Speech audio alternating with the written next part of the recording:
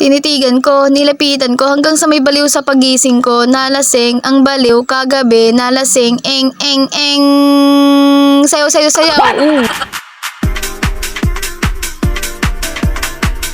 A day in my life as a degree holder na housewife. Huy! Maaga nga akong nagising kahit ako'y inaantok pa.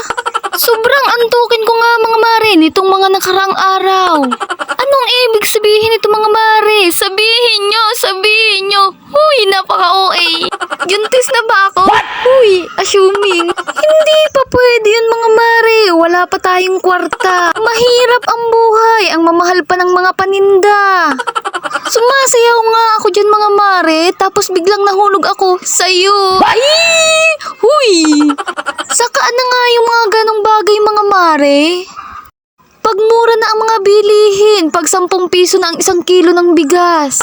At kapag binigyan na ng 100,000 piso ang bawat pamilya. Ay, kapag ganyan naman na talaga mga mare, for the G na tayo. Pwede mo na akong hingiin kila mama. Huy!